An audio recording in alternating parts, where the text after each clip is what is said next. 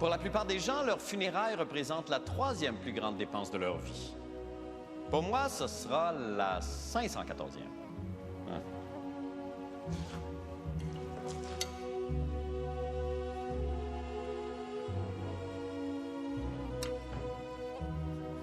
J'ai décidé de creuser ma propre tombe. Question de réaliser des économies substantielles. Bienvenue au Freak Show.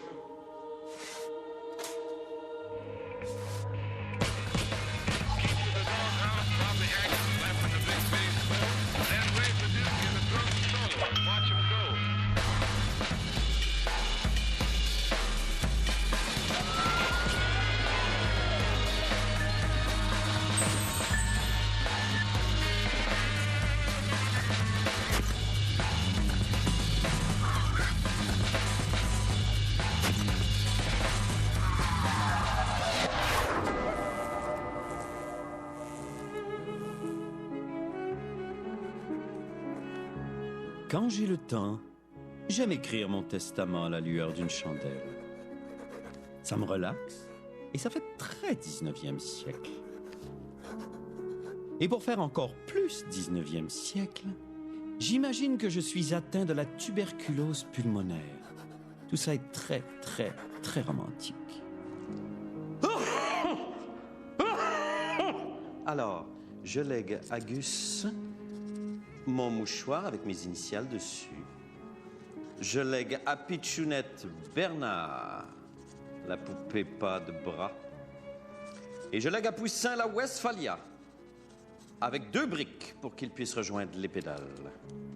Et à ma mort, que l'on brûle ma dépouille, ainsi que le mouchoir avec mes initiales, Bernard, l'enfant pas de bras, le Westphalia et les 2 briques susmentionnées.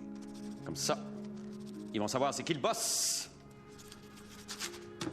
Bon, bonne chose de faite. Il reste plus maintenant qu'à attendre la grande faucheuse.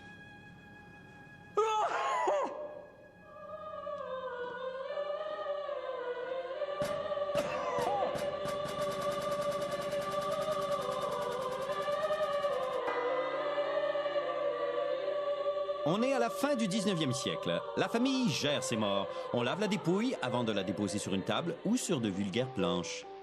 Durant 3 jours et 3 nuits, la famille et quelques mouches voraces se recueillent. On transporte ensuite le mort à l'église pour un service religieux bien mérité. Vers 1900, le croque-mort fait son apparition. À l'origine, le croque-mort était un homme qui travaillait à la réfection des routes. Un jour, il décide d'investir dans une débarbouillette et se porte volontaire pour toiletter les morts en échange d'un peu de monnaie. Son doux sobriquet viendrait des temps anciens où l'on croquait l'orteil du cadavre afin de s'assurer qu'il était bien mort. Fin de la Deuxième Guerre. L'urbanisation et les petits logements ne permettent plus aux familles d'héberger leurs morts. C'est l'ouverture des premiers salons funéraires où seront exposées dorénavant les dépouilles. Dans les années 50, c'est le début de la dédramatisation de la mort. Le noir lugubre fait place aux teintes lilas des salons et on rend hommage aux défunts à l'aide de gros bouquets. Fin des années 80, les multinationales funéraires envahissent le marché québécois et achètent les petits salons. Dans les années 90, les baby boomers vieillissants excitent les entreprises funéraires qui attendent impatiemment leur mort. Le death boom. Les acquisitions et les fusions se multiplient et les géants américains envahissent le Québec. Mais les boomers ont la coin dure et en attendant, les entreprises sont très endettées. Leurs actions plongent. Les entreprises funéraires offrent alors la mort en pré-vente avec les préarrangements funéraires.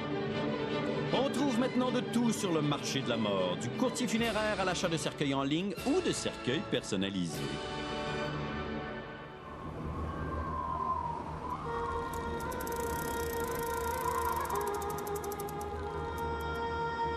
Les commerçants de la mort profitent de notre angoisse et de notre déni. Nous sommes face à la mort des tatas. Fini. Et on ne sait pas quoi faire avec ça et on préfère ne pas regarder ça, ne pas s'en occuper, laisser ça à cette gang de quétaines finis qui vont prendre en main nos dépouilles mortelles et vont en faire à peu près ce qu'on pensait qui était bien. Ça se joue en 24 heures, 48 heures. Tout se décide très vite. On est prêt avec nos émotions. Bien sûr qu'il y a des vautours qui vont profiter de notre drame personnel. L'industrie funéraire, c'est ça, c'est une grosse business, on peut dire. C'est un chiffre d'affaires de 220 millions par année, 56 000 décès au Québec annuellement. Alors nous, notre objectif, c'est de prendre une part du marché, en fin de compte. Au début, on n'avait pas les ressources nécessaires, on n'avait pas plusieurs succursales, alors on a commencé seulement qu'avec un service. C'était la crémation immédiate à 595 $. Alors c'est possible maintenant pour les consommateurs depuis 10 ans de prendre le téléphone, de magasiner des funérailles. C'est possible d'appeler plusieurs entreprises et de regarder et de comparer. On se plaît bien à faire un minimum de profit là, pour aller chercher justement plus de familles.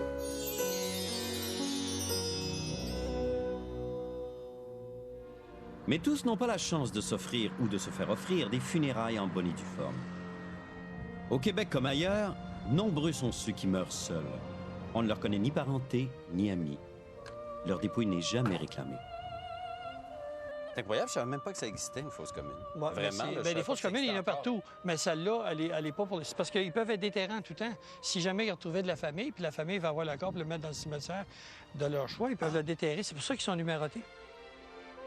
OK. Alors là, donc, il y a les corps qui sont pris en charge par le coroner, qui sont régis par la loi du coroner, les morts accidentelles, violentes, tout ce qui est violent, oui. Tout ce qui est violent. Et ça qui sont, là, on les garde pendant un mois, on peut pas, on fait des recherches, on peut pas les incinérer, mais on les enterre probablement ici. Mais les corps non réclamés, ils vont arriver, il faut les identifier en premier lieu. Puis là, il faut faire quand même la recherche de famille. Fait qu'ils donnent un minimum de 30 jours. Il y a 4-5 ans, on les annonçait dans les journaux. Peut-être qu'il y a des gens qui vont se rappeler. Je viens à Montréal, la presse, le lundi matin, ou le samedi, ils annonçaient « Les reconnaissez-vous ». Là, on mettait les noms avec leur habillement. Puis là, il y a des gens qui disaient « Hey, ben c'est ma sœur ». Tu sais, ben oui, c'est ta sœur. Oui. Ça fait 2 mois qu'on l'a, ta sœur, là, tu sais. Ouais. Peut-être que ça tu l'appelles pour savoir si elle vit encore. Ben, à ce moment-là, on peut identifier puis on sauvait des enterrés nous-mêmes. Les gens qui décèdent de façon naturelle et qui ne tombent pas sous la loi du coroner sont pris en charge par l'État. Leur dépouille est incinérée par l'une des institutions privées sous contrat avec le gouvernement. Alors, si on décidait, nous, par exemple, de rendre hommage, de faire une célébration à un corps comme ça, en mémoire de tous ceux qui sont non réclamés, un corps non réclamé, de lui faire une sépulture, lui faire une célébration, un rituel, et puis avoir une plaque, par exemple, à la mémoire de toutes les personnes qui sont, tous les corps non réclamés. Comment on s'y prendrait? Comment il faudrait procéder? Je pense qu'il faudrait commencer par, pas écrire, mais aller voir la personne qui est en charge et puis expliquer comme vous. À Québec? Oui, c'est au ministère M3S, le ministère des Services et Santé sociaux. OK. Alors, eux vont... tu leur expliques ce que tu veux faire, puis c'est pas... tu sais, qu'ils savent que c'est pas pour rire, mais c'est que c'est vraiment une chose sérieuse. Ça se fait parce que dernièrement, il y a une madame qui enterrait un bébé là, qui n'était pas réclamé. Elle a attendu 3-4 mois.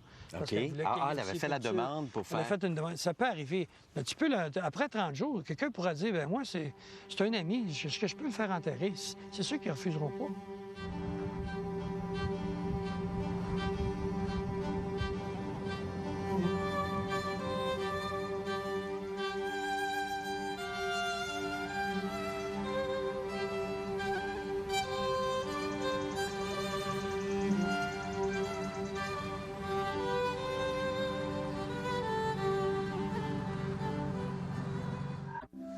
Mon Dieu, qu'elle est bête. Combien de fois avez-vous été déçu en voyant l'être cher avoir l'air d'un mort dans son cercueil? Je suis tellement déçu. Au salon funéraire, nous offrons au défunt un maquillage léger et original pour sa grande sortie. Votre époux était un bout en train? Optez pour un maquillage clownesque qui fera rire vos convives. Il rêvait d'être une star. Choisissez entre le maquillage Sean Connery ou la panoplie Tiger Woods. Mon Dieu, qu'il soit. Au salon funéraire, on met du fun dans votre deuil.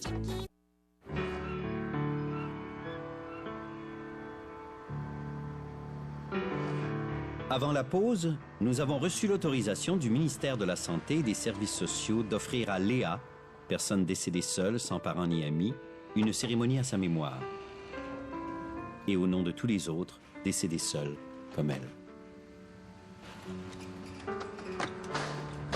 C'est le complexe funéraire Mont-Royal, organisme à but non lucratif, qui a gracieusement offert et pris en charge l'organisation des funérailles de Léa. Alors, Cynthia, c'est ici qu'on va faire la cérémonie, finalement, pour le corps qu'on va apporter, le corps non réclamé qu'on va apporter. Puis, merci de le faire avec nous. Bien, ça me fait plaisir. Toute cette opération-là, ça va à une vitesse folle, ça, pour les gens qui sont en deuil comme ça. Est-ce que vous pensez qu'il y a des entreprises qui font un petit peu de l'argent ou qui profitent de la détresse des familles puis des gens qui viennent les voir pour vendre plus cher puis faire de l'argent sur le dos du désespoir des autres, mettons? Bien, je suis contente que vous me le demandiez parce que c'est quelque chose qui est très répandu comme croyance populaire. OK. Ce genre de comportement-là, on peut le trouver avec des avocats, on peut le trouver avec des vendeurs de voitures usagées, on peut le trouver chez Walmart avec une caissière. Il y a des gens méchants partout, mais d'une manière générale, je ne pense pas que le domaine funéraire fasse exprès pour profiter d'une détresse. Il y en a, j'en ai connu des histoires terribles, mais ces gens-là, ils ne travaillent pas avec nous parce que les gens qui ont le moindrement d'éthique vont les dénoncer et vont dire ça n'a pas d'allure. Mais tu sais, de dire que les thanatologues, par exemple, sont contents quand le monde meurt, ça serait comme de dire que les médecins sont contents quand le monde sont malade puis que les pompiers sont contents quand les édifices pognent en feu. Ici, une incinération directe, ça commence dans les environs de 4 000 $. OK. Ça, il n'y a pas de service ou rien de ça. Ça, c'est moins cher. C'est le moins cher du moins cher ici. Mais notre clientèle, c'est pas ceux qui veulent ça, en général. C'est les gens qui veulent profiter des lieux puis du service. Mais ça peut aller... il y avait un cercueil avant qui était plaqué or, qui coûtait 30 000 $. Et puis, les services étaient inclus. Donc, je dirais que le plus cher, ça serait on va jusqu'à 30 000.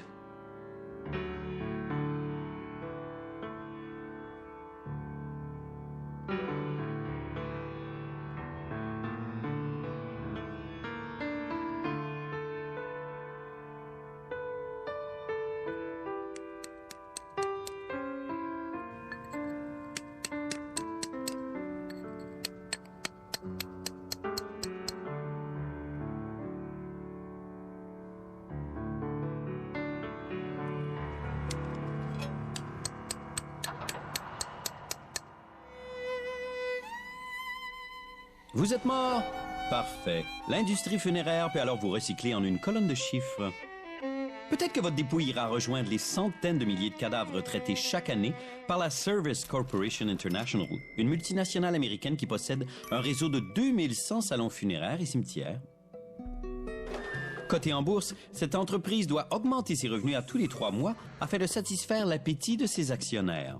C'est pourquoi elle achète toujours plus de salons funéraires, en prenant bien soin de garder le même nom et les mêmes employés, afin de faire croire aux clients que le service est toujours bien de chez nous. Au Québec, par exemple, les salons funéraires Gay, Darche et Collins Clark appartiennent maintenant à SCI. Même la plus grande entreprise funéraire du Québec, le groupe Urgell-Bourgie, appartient désormais à la banque Scotia, qui en est l'actionnaire majoritaire. Ces conglomérats de la sépulture envahissent le marché en offrant bien souvent un service à la carte des plus coûteux. Heureusement que la Fédération des coopératives funéraires du Québec veille. Malgré leur petite taille, ces coops contribuent à assainir le marché en préconisant des funérailles à moindre coût. Et ça tombe bien, on allait justement les rencontrer.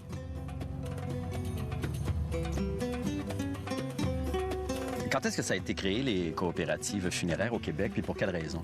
Les premières ont été créées dans les années 50, dans la région de Québec. On a eu une première vague à ce moment-là, puis par la suite, le gros des coopératives funéraires ont été créées dans les années 70. OK. Puis dans les deux cas, c'est pour les mêmes motivations. C'est des gens qui considéraient qu'il y avait une exploitation indue des familles au moment du décès, que ça coûtait trop cher pour les funérailles. À l'époque, il y avait des gens qui pouvaient même s'endetter pour être capables d'enterrer un des proches. Donc, les gens se sont mobilisés pour être capables de se donner des entreprises funéraires à but non lucratif qui pouvaient correspondre mieux à leurs besoins. À l'heure actuelle, le prix moyen des funérailles au Québec, c'est environ 5 500 $ pour une funéraille. Dans les coopératives, on est autour de 3 500 3 700 $. Donc, il y a à peu près un 2 000 $ de différence là, entre la moyenne générale et les coopératives. Comment vous y arrivez, ça?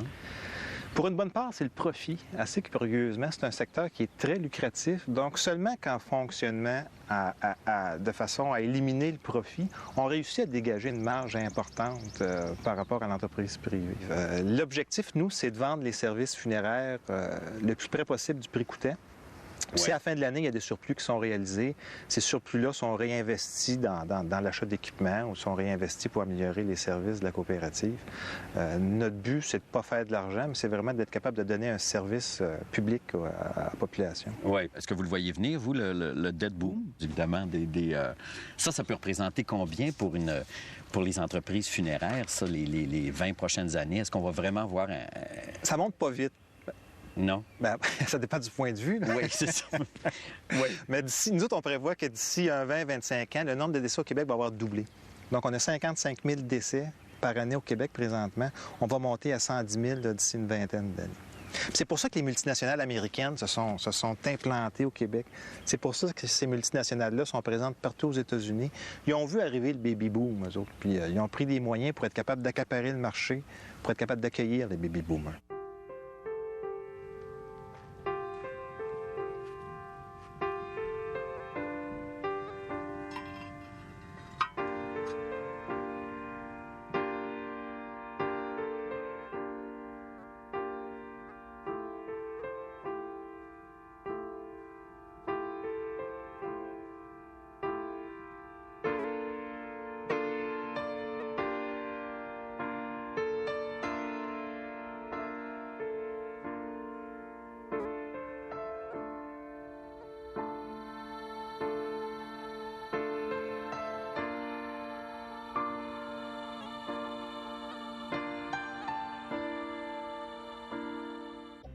Ah ben moi, je vois ça dans une grande salle blanche avec des photos, avec des chandelles, avec de la bouffe, du vin pour tout le monde. Puis tout le monde serait invité, ma famille, mes amis, tout le monde serait là ensemble réunis. Puis là, la soirée avance, puis tranquillement, tout le monde se déshabille. Puis les gens se mettent du pudding sur les parties, puis commencent à manger leur dessert comme ça. Il y a mon chien Médé qui serait là, qui regarderait, ma tante prendrait des photos. Mais vraiment, rien de vulgaire, rien de compliqué, quelque chose comme si j'étais encore là.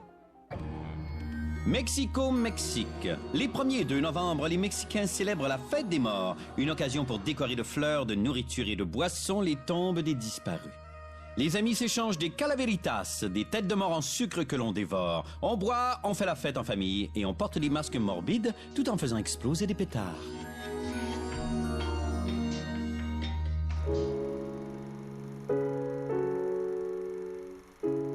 Anciennement, là, ils prenaient 3 jours, 3 nuits. C'était peut-être un peu long, c'était peut-être excessif, mais les gens vivaient le deuil comme il faut. Après, c'était fini. Ils ne pleuraient plus pendant à aller voir un psychologue puis un psychiatre à payer 100 $ la shot pendant un an et demi. Tu sais, t'as pas besoin. Tu l'as vu, ton mort, t'as pleuré avec. T'as tout sorti de tes souvenirs, tout ça. Après, c'est fini. On dit souvent qu'il y a une perte de rituel, qu'il n'y a plus de rituel. Moi, je ne suis pas vraiment d'accord. Je dirais en fait que la mort qui est devenue une marchandise, et moi, c'est ce que j'appelle les Mac funérailles. Les Mac rituels. Je veux dire, on vous présente un menu et vous choisissez dans le menu et vous bricolez une ritualité. Ce qui, autrefois, aurait été impensable. Oui. Tout se passait à l'église, De la même et puis façon. tout le monde avait le droit à une messe, éventuellement avec l'orgue ou sans orgue, ou peu importe. Dans la religion catholique, on a été tellement forcés à faire des choses à un moment donné que les gens se sont détachés de la religion, puis en même temps se sont détachés du rituel complètement. Puis ce qu'on essaie de ramener le plus possible, c'est la célébration. Peut-être pas avec tous les éléments de la religion si c'est pas approprié à la personne. Mais il peut y avoir un rituel sans qu'il soit religieux nécessairement. Absolument. Bien, en fait, nous, on a des célébrants ici. On est seulement 4 au Québec, puis on travaille tous ici. Ah oui, OK. Oui, mais c'est quelqu'un qui va s'asseoir avec la famille, qui va prendre du temps, qui va écouter leurs histoires, leur vie, prendre des morceaux d'époque, des morceaux de la vie de quelqu'un, puis créer un service qui est complètement personnalisé de A à Z.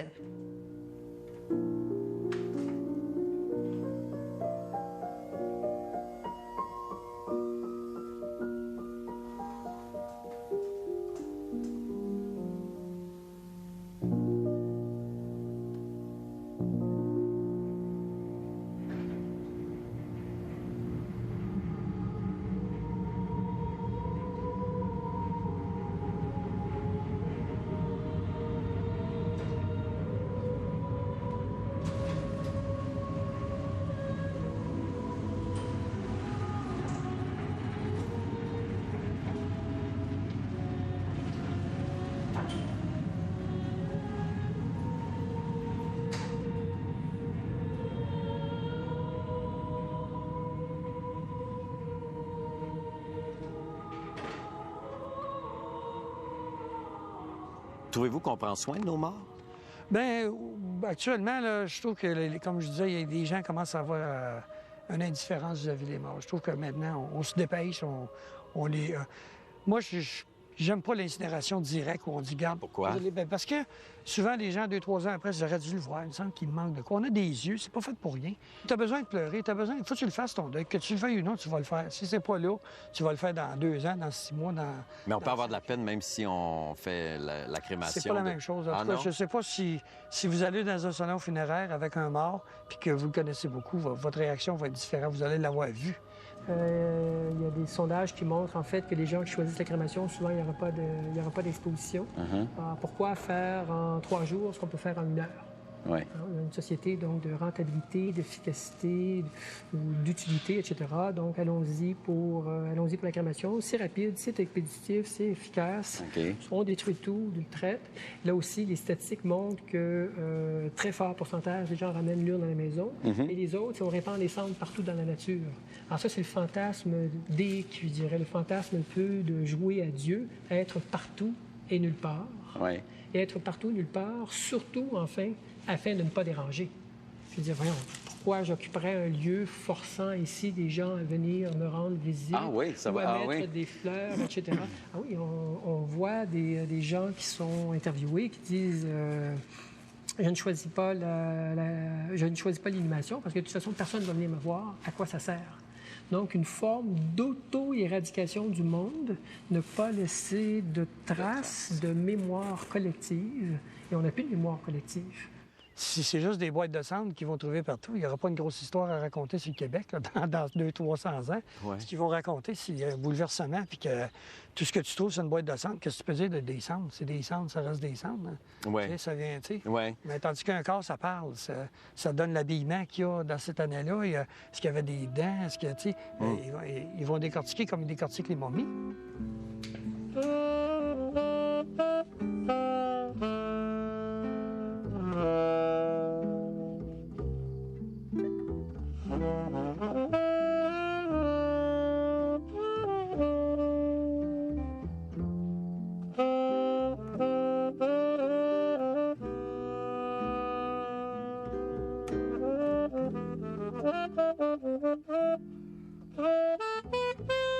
Nous autres, ce qu'on propose aux gens, c'est de parler avec leurs proches du genre de funérailles qu'ils souhaitent. Est-ce que je souhaite vraiment, moi, avoir un cercueil en cuivre, avoir un cercueil avec des poignées 14 carats? Une fois qu'on a parlé de ça avec nos proches, de notre vivant, quand le moment va survenir, on va être plus équipé pour rencontrer un directeur de funérailles puis lui dire « Non, regarde ça, je veux pas ça. C'est ça qu'on a choisi. C'est dans cette orientation-là qu'on souhaite aller. C'est lorsque les gens sont démunis et n'ont pas fait de réflexion là-dessus au préalable que là, on devient à la merci du vendeur qui nous reçoit. Il faut laisser, je dirais, une certaine marge de manœuvre parce qu'il faut être conscient que ces funérailles, en fait, c'est pas les nôtres. Hein? C'est les funérailles de ceux qui restent. Moi, je veux de la poutine à la réception, puis de la salade de fèves chinoises parce que je trouve ça vraiment bon. Puis un gros party, plein d'amis, d'alcool, de photos, puis je veux que les gens disent la vérité. J'aimerais vraiment ça, qu'il y ait... Je trouve que les gens qui vont aller parler en avant, ils n'auront pas le choix de dire au moins une qualité pour un défaut.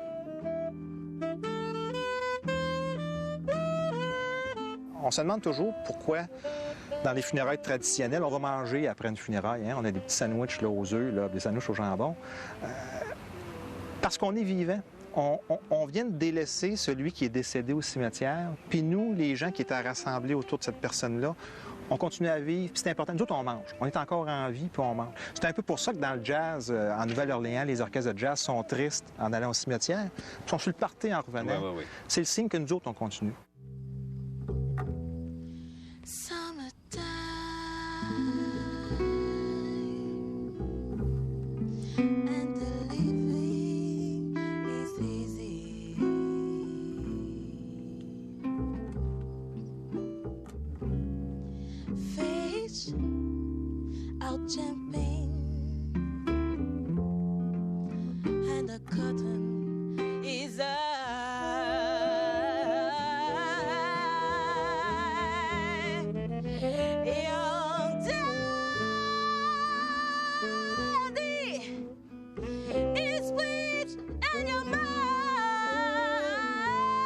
Is good looking.